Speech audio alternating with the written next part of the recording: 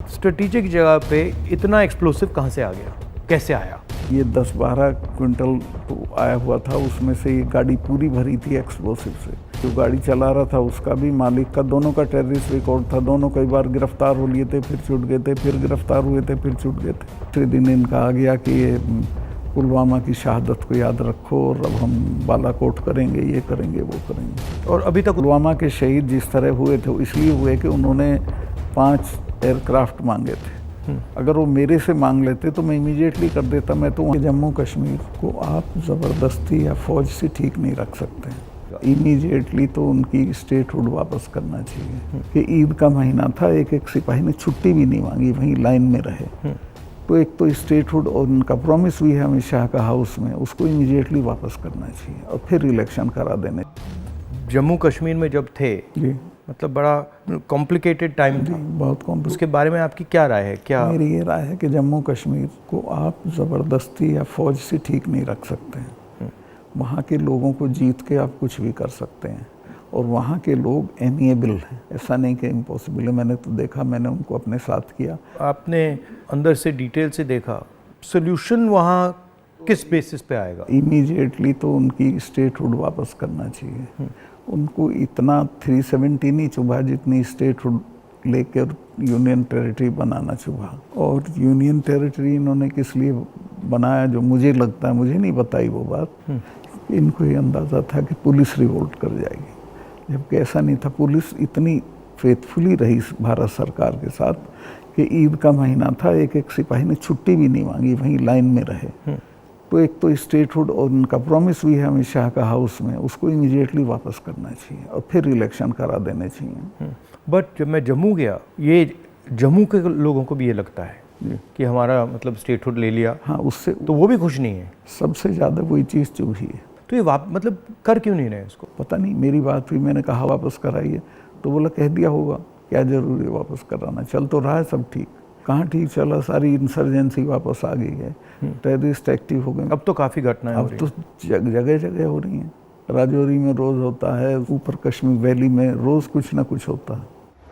आपकी क्या राय है उसके बारे में, पुलवामा के बारे में? पुलवामा के बारे में मैं ये तो नहीं कहता इन्होंने कराया, बट पुलवामा में इन्होंने उसको इग्नोर किया और पॉलिटिकल इस्तेमाल किया अपने लिए। क्योंकि उसमें इनकी स्पीचेस हैं जिसमें ये कहता है कि जब वोट देने जाओ तो पुलवामा की शहादत को याद रखना। जैसे ही मैंने पुलवामा के बारे में सुना, मुझे पता लगा कि हमारे जो शहीद हैं एयरपोर्ट आ रहे हैं जी। तो मैं सीधा एयरपोर्ट गया। हमारी सिक्योरिटी वालों ने मुझे कहा कि नहीं आप मत जाइए, मगर मैंने कहा मैं जा रहा हूँ। तो मैं एयरपोर्ट में चला गया और एयरपोर्ट में उस टाइम मुझे कमरे में बंद कर दिया और मुझे कहा कि देखिए आप कमरे से नहीं निकल सकते। मैंने कहा मतलब? तो उधर वो सब शहीद आए थे, वहाँ पे आर्मी के लोग थे, प्रधानमंत्री आ रहे थे और मुझे मतलब लिटरली चाबी से बंद किया कि आप बाहर नहीं जा सकते। मैंने सिक्योरिटी वालों से बोला ये मतलब ऐसे कैसे कर सकते हैं, और फिर लड़के मैं वहाँ से निकला तो मुझे लग रहा था कि एक पूरा वहाँ पे शो सा क्रिएट हो रहा था। हाँ, वो था ही। वो प्रधानमंत्री को श्रीनगर जाना चाहिए था, राजनाथ सिंह आए थे, मैं था, हम लोगों ने श्रद्धांजलि दी थी। प्रधानमंत्री को उसी दिन जाना चाहिए था। नहीं, मगर मुझे उसमें क्या शौक लगा कि ऐसे लग रहा था कि एक कोई बड़ा इवेंट सा हो रहा है ना इसके लिए, और वहाँ पे प्रधानमंत्री आए हैं और ये पूरा मतलब जैसे देश को दिखा रहे हैं कि भैया देखो, काफ़ी डिस्टेस्टफुल सा था। जिस दिन ये हुआ तो ये नेशनल कॉर्बेट पार्क में शूटिंग करा रहा था अपनी। तो ये अवेलेबल, मैंने 3-4 बार कोशिश की, मिला ही नहीं मुझको। 5 या 6 बजे इसका फ़ोन आया, हाँ सतपाल भाई क्या हुआ? मैं कहा हमारे इतने लोग मर गए हैं और हमारी गलती से मरे। तो बोला नहीं चुप रहना, अभी कुछ नहीं बोलना इस पर। फिर 1 घंटे बाद ये डोभाल जो मेरा क्लास फेलो रहा लॉ में मेरठ में, तो इसका फ़ोन आया, सतपाल भाई आप बोल दी। मैं 2 चैनल को बोल चुका था ये बात। तो इन्होंने कहा नहीं कुछ नहीं बोलना है इस पर। मैं कहा ठीक है, मैं समझा कुछ जांच वाँच कराएंगे, उस पर असर पड़ेगा। कुछ भी नहीं। तीसरे दिन इनका आ गया कि ये पुलवामा की शहादत को याद रखो और अब हम बालाकोट करेंगे, ये करेंगे, वो करेंगे। और अभी तक उसमें कुछ नहीं हुआ? कुछ नहीं, करना भी नहीं है इसको। पुलवामा के शहीद जिस तरह हुए थे इसलिए हुए कि उन्होंने 5 एयरक्राफ्ट मांगे थे। अगर वो मेरे से मांग लेते तो मैं इमीडिएटली कर देता। मैं तो वहाँ स्टूडेंट्स जब जम्मू में फंस जाते थे बर्फ में, उनको एयरक्राफ्ट से, क्योंकि दिल्ली में एयरक्राफ्ट इमीडिएटली मिलता है किराए पे। 4 महीने तक एप्लीकेशन उनकी पड़ी रही होम मिनिस्ट्री में, और 4 महीने बाद वो खारिज कर दी कि नहीं देंगे। तब वो सड़क से चले। इतना बड़ा, मतलब 4 महीने के लिए वो चले ही नहीं? चले ही नहीं, इसलिए कि वो सड़क से चलना बिल्कुल इनसिक्योर होता है, वो उनके उसमें नहीं है सिस्टम में। 5 जहाज मांगे थे उन्होंने, वो नहीं दिए। 4 महीने तक लटकाए रखे। और तो 4 महीने के लिए क्या होल्ड पे थे? क्या होल्ड पे थे सब? मेरे सामने नहीं आई। अगर मेरे सामने आई होती तो मैं उसमें कुछ करता। That was between CRP and home ministry. लेकिन ये थी कि अटैक हो सकता है।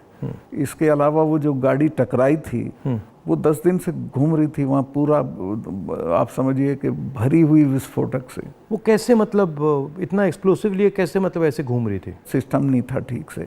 और जब मैं गया हूँ फिर पुलवामा होने के बाद, तो जो 10 किलोमीटर का स्ट्रेच है उसमें लगभग 8-10 लिंक रोड मिलती हैं। एक भी सैनिटाइज नहीं थी उस दिन। बल्कि हम तो जब अपनी पुलिस को भेजते थे कश्मीर की, तो पूरी रोड पे सिविल ट्रैफिक बिल्कुल रोक देते थे, सैनिटाइज कर देते थे, तब भेजते थे। ना हाईवे सैनिटाइज था, ना वो लिंक रोड। और लिंक रोड जहाँ हाईवे में मिलती है वहाँ रिवाज ये है कि वहाँ एक जिप्सी खड़ी होनी चाहिए जो उसे रोक दे कि नहीं भई ये काफिला चला जाए सीआरपी का, तब जाना। ब्लॉक कर कुछ नहीं था, there was nothing like that. तो जब आप वहाँ गए, जैसे पॉलिटिक्स में हम ऐसी घटनाओं में जाते हैं, तो जब हम कहीं पहले पहुँचते हैं कोई माइंड में कोई फीलिंग आती है, तो इसमें आपकी क्या फीलिंग आई थी जब आप पहली बार वहाँ गए? आप मेरा यकीन करेंगे, आई वॉज इन टीयर्स। और मैंने इसको फ़ोन किया, मुझे नहीं मिला। जब 5 बजे मेरी बात हुई तो मैंने कहा हमारी गलती से हुआ ये। तो बोला नहीं नहीं, इस पे आपको चुप रहना है। मैं चाहता था कि कुछ सर इसमें कटने चाहिए जिनकी जिम्मेवारी थी। कुछ भी नहीं, किसी का नहीं, कुछ नहीं हुआ। उसको इलेक्शन के लिए यूज़ करना चाहते थे कि ये पाकिस्तान ने किया, हमारे जवान मारे और अब हम हराएंगे। भारत जोड़ो यात्रा में हम वहीं से निकले, एक्चुअली साइट से निकले, पुलवामा से। तो मुझे ये लग रहा था कि जो आपने बोला कि ऐसी जगह पे, स्ट्रेटेजिक जगह पे इतना एक्सप्लोसिव कहाँ से आ गया, कैसे आया, वो मेरे दिमाग में क्वेश्चन था। सारा पाकिस्तान से आया था, बट इतना 600-300 किलो। हाँ, ये बॉर्डर तो हमारा पोरस है, और ये इतना एक्सप्लोसिव इंडिजिनसली प्रोक्योर करते तो वो बात फैल जाती। ये 10-12 क्विंटल तो आया हुआ था, उसमें से ये गाड़ी पूरी भरी थी एक्सप्लोसिव से। और बताया मुझे जब मैं गया कि साहब ये तो 10-12 दिन से घूम रही थी गाड़ी। जो गाड़ी चला रहा था उसका भी, मालिक का, दोनों का टेररिस्ट रिकॉर्ड था। दोनों कई बार गिरफ्तार हो लिए थे, फिर छूट गए थे, फिर गिरफ्तार हुए थे, फिर छूट गए थे। अच्छा। तो उन पर कोई निगाह नहीं थी इंटेलिजेंस एजेंसीज की।